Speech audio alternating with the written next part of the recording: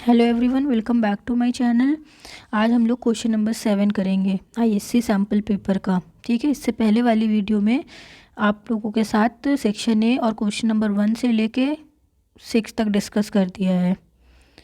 तो चलिए सबसे पहले क्वेश्चन पढ़ते हैं, फिर उसका आंसर बताइएगा आप लोग।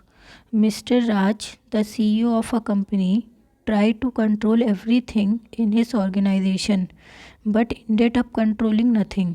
देखिए कितनी अच्छी बात लिखी है इन क्वेश्चन में। यहाँ पे इन्होंने बताया है कि मिस्टर राज कंपनी के चीफ एग्जीक्यूटिव ऑफिसर थे।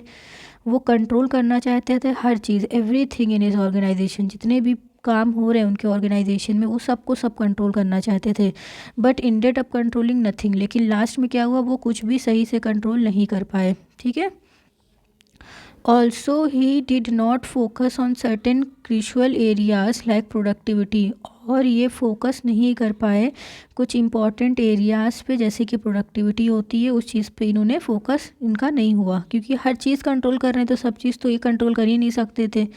तो अब आपको बताना है, briefly explain the two aspect of controlling that were overlooked by mister Raj as the CEO of the company. अब ब्रीफली एक्सप्लेन करिए दो एस्पेक्ट। ठीक है, किस चीज़ के दो एस्पेक्ट बताइए, किसके बारे में बताइए, कंट्रोलिंग के बारे में, जो ओवरलुक्ड किया है मिस्टर राज ने, जिसको ध्यान से नहीं देखा as the CEO of the company.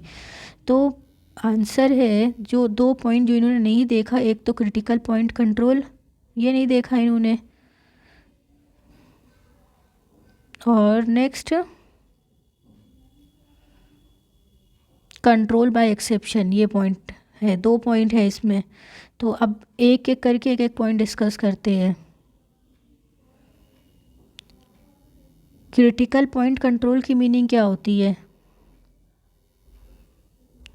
दो एस्पेक्ट जो हैं, जो टू एस्पेक्ट है ऑफ कंट्रोलिंग का, that were overlooked by mister Raj as the CEO of the company.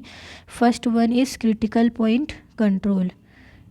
Critical point control जो होता है, control should focus on the key result area. Control जो है should focuses on key result area पे ये focus करते हैं, which are critical to the success of the organisation when anything goes wrong. जब कोई भी चीज़ गलत जाती है ना, तब क्रिटिकल पॉइंट कंट्रोल की हेल्प ली जाती है।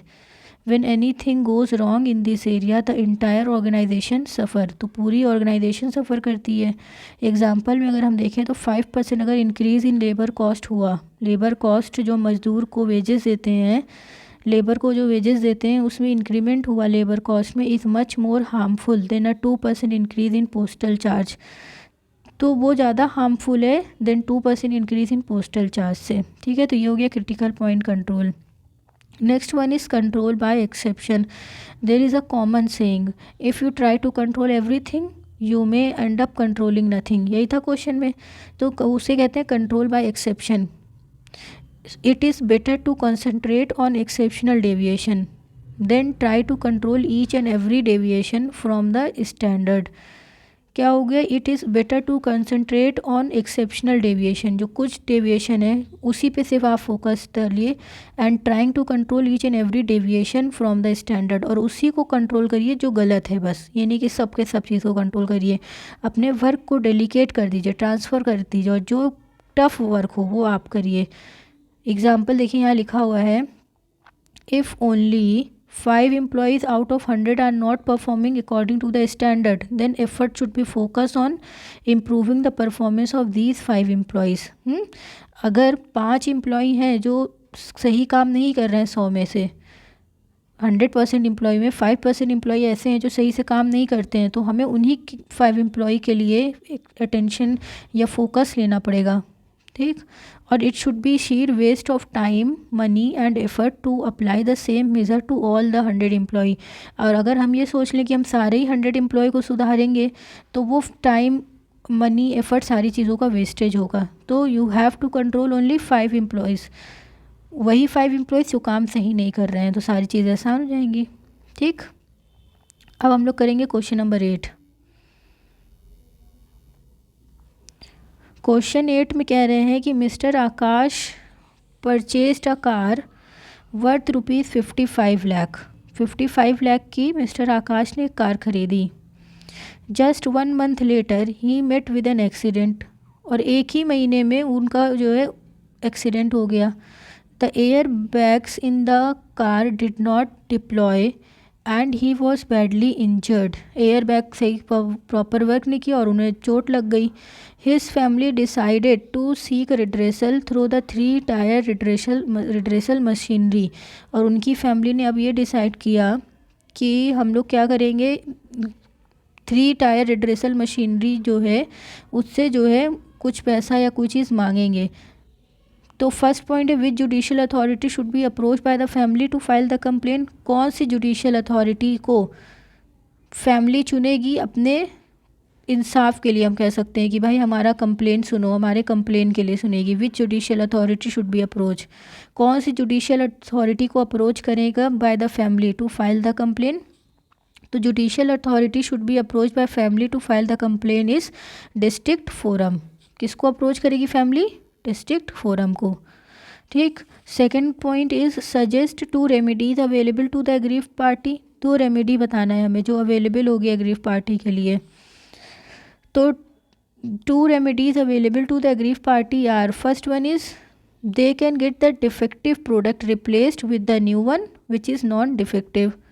तो 2 रेमेडी जो अवेलेबल है, पहली ये है कि फर्स्ट ये है कि दे can get the defective product replace, defective product को रिप्लेस करेंगे न्यू वन के साथ जो कि डिफेक्टिव नहीं है। और सेकेंड है consumer can also get a refund of the price paid for the goods और charges paid for the services. और कंज्यूमर को रिफ़ंड मिलेगा, वो पूरे पैसा मिलेगा, उसका पूरा चार्जेस का जितना भी जो सब लगा है वो सब मिलेगा उसको कंज्यूमर को। ठीक है। Third one is which other consumer court can be approached by the family of mister Aakash if it is not satisfied with the judgement. Which other consumer court can be approach by family, कौन सा जो है which other consumer court can be approach by the family. अगर district forum में काम नहीं हुआ तो ये कौन से दूसरे कोर्ट में अप्रोच कर सकती है। If it is not satisfied with the judgement, जो जजमेंट जो दिया है जज ने डिस्ट्रिक्ट फोरम से उससे सेटिस्फाइड नहीं है तो अब ये कहाँ जाएगी। तो other consumer court can be approach by the company of mister Akash by the family of Mr. Akash if it is not satisfied with the judgment are appeal against the order of the पहले तो district forum can also be filed in the state commission।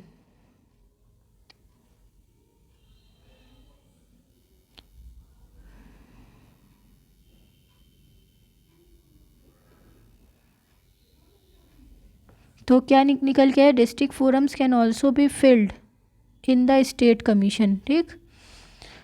Now question number 9, discuss any 4 features of good packing. ये सबसे easy question है, good packaging का 4 features लिखना है।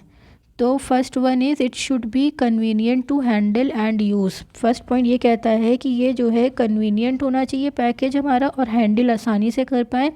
And it should be easy to open and close and should fit well into the cupboard और drawer या refrigerator. ऐसा pack बनाए जो हर जगह फिट हो जाए, कबर्ड हो, ड्रॉर हो, रेफ्रिजरेटर हो।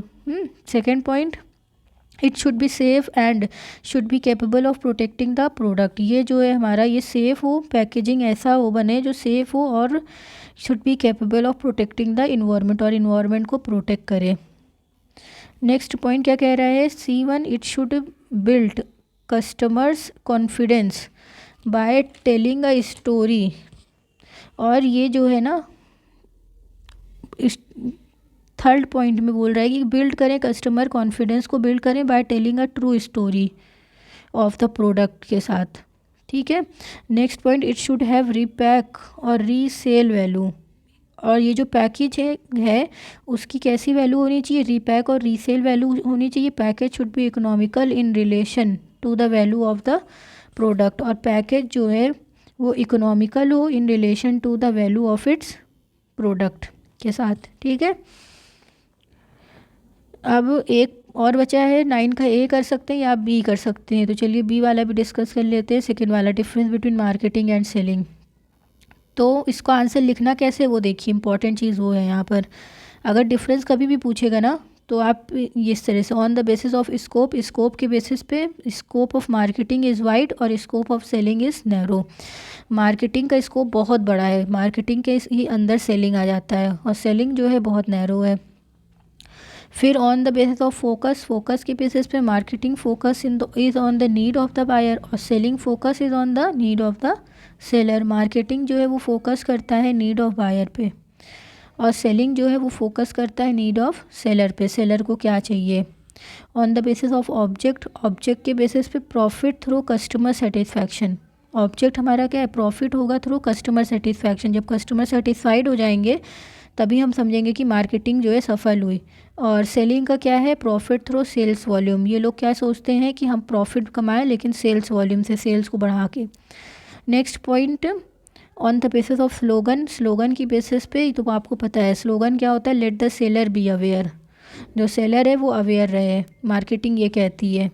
और फिर उसके बाद बी पॉइंट में let the buyer be aware, और सेलिंग कहती है कि बायर खुद से बी अवेयर रहे। ज़रूरी थोड़ी है कि हम इस तरीके से रहेंगे, हम अवेयर नहीं रहेंगे।